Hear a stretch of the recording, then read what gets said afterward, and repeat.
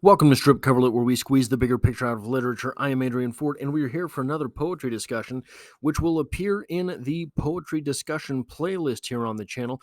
A playlist which is very quickly approaching the 200s. So if you have yourself a favorite poem, it might be in that playlist. This will be the 187th video in the poetry discussion playlist. And it comes to us from Charles Bukowski. And I will have an example here from study.com. So thank you to study.com. But here is the poem. The poem is called Helping the Old, and it reads as such. I was standing in line at the bank today when the old fellow in front of me dropped his glasses, luckily within the case. And as he bent over, I saw how difficult it was for him, and I said, "Wait, let me get them." But as I picked them up, he dropped his cane, a beautiful, black, polished cane, and I got the glasses back to him, then went for the cane. Steadying the old boy, I handed him his cane. He didn't speak. He just smiled, then turned forward. I stood behind him, waiting my turn. Now, this seems like a simple enough poem. This seems like so Bukowski is rumored to, mythologically he did, by his reputation perhaps, in the volume of work from him that we get.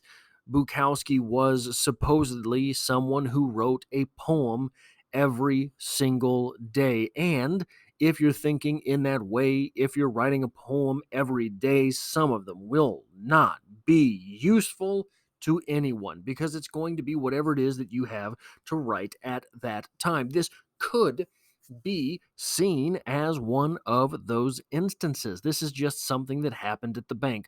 Who cares, except that Bukowski is employing something known as ambiguity, textual ambiguity. This from study.com, and we have a great picture of a panda, by the way. Definition of ambiguous. According to the Merriam-Webster dictionary, the, quote, ambiguous, end quote, definition is something that is, quote, able to be understood in more than one way, end quote, or that has, quote, more than one possible meaning, end quote.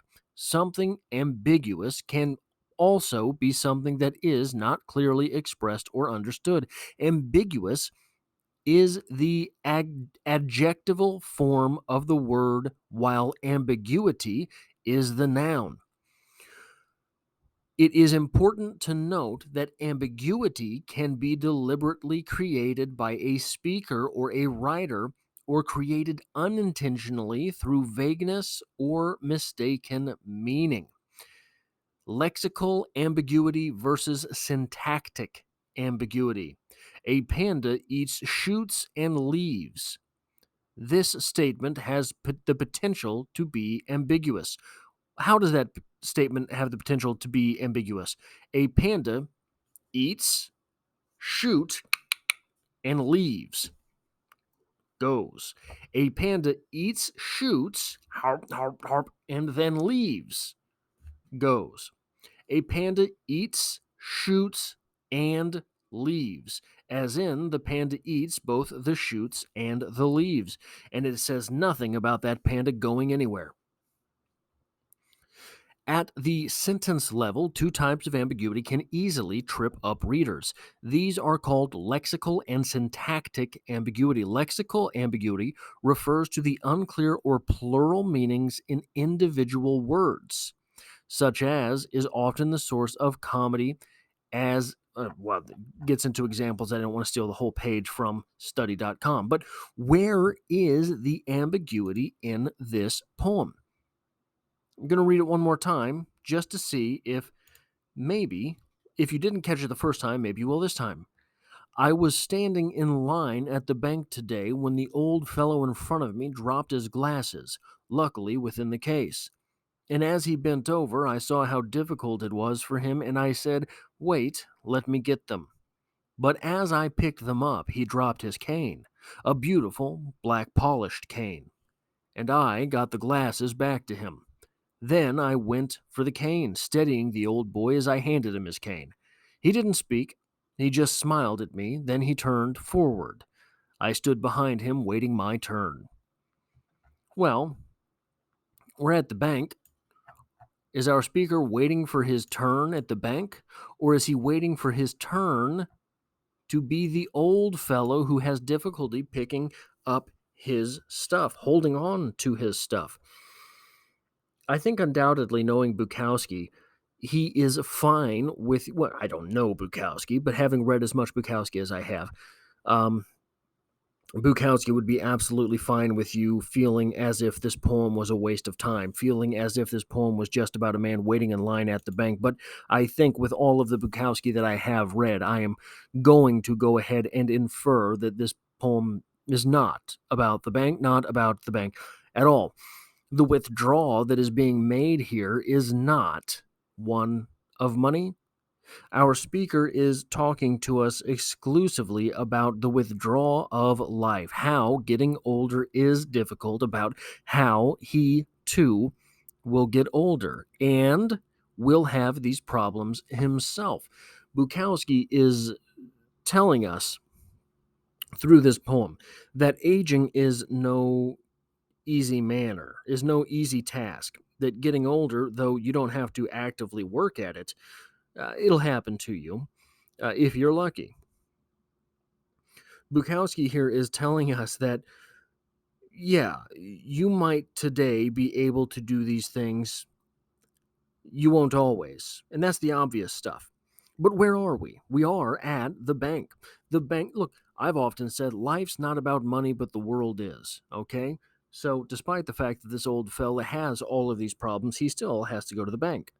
Is he making a withdrawal? Is he making a deposit? It doesn't matter because he's not getting there very easily. He's not getting there without the help of our narrator. Our narrator, we don't know. So, speaking of ambiguity, we don't know if our narrator necessarily is there to make a deposit or a withdrawal. Maybe he's opening a certificate of deposit. Maybe he's doing all sorts of things at the bank. We don't get that because the bank is not the important part of things. The important part of things is that the old man is old and our narrator is waiting on his turn to get old. Notice the revelry that he takes, our speaker, our narrator, in the cane itself. As I picked them up, he dropped his cane, a beautiful black polished cane. Personally, I don't think, pardon me, I don't think I would have any feelings one way or another about the appearance of a man's cane had he dropped it. I am not in the place where I am thinking about getting old. I am not in the place where I am thinking about what those things might be that constitute a beautiful cane. I wouldn't know a beautiful cane if it hit me in the face, but our speaker here is in that place. Our speaker here is contemplating what it is to get old. Our speaker here noticed that luckily those glasses the old man dropped were in the case. This is our speaker already putting himself in the place of the old man. Our speaker noticing that thankfully those glasses were in the case is our speaker taking the best in mind for the old man. If the old man dropped his glasses, you would think, well, that sucks, right? That's what you would think. That sucks. I don't know anyone today who carries a glasses case, a case for their glass. I have glasses. I don't know when the last time I saw my case was. I don't even put them in a case when I'm sleeping. I set them next to my bed. So this is our speaker taking the concerns of the old man into account from the very beginning of this poem. Um, and I think that's more what this is about than waiting in line at the bank. It's waiting in line to get old. So that is what I have for this, a poetry discussion for Charles Bukowski. I'm going to be making a composite list of Bukowski playlist of Bukowski discussions that I have on this channel. I haven't got them all in their own playlist, but they are in the nearly 200 poem or video playlist on poetry discussions here on the channel. So if you like what I do here, hitting the like button really helps me out. It tells YouTube to share this video with other literature lovers on the interwebs, and I would appreciate that. And if you find yourself here by chance but not design, I talk about literature. This is the only thing I talk about. There's poetry every Mondays. I am on this is my 52nd consecutive day uploading a video on this channel, and there will be many more to come. So if you are here by chance but not design, consider hitting the subscribe button to stick around for literature into the future, and I hope to have you next time.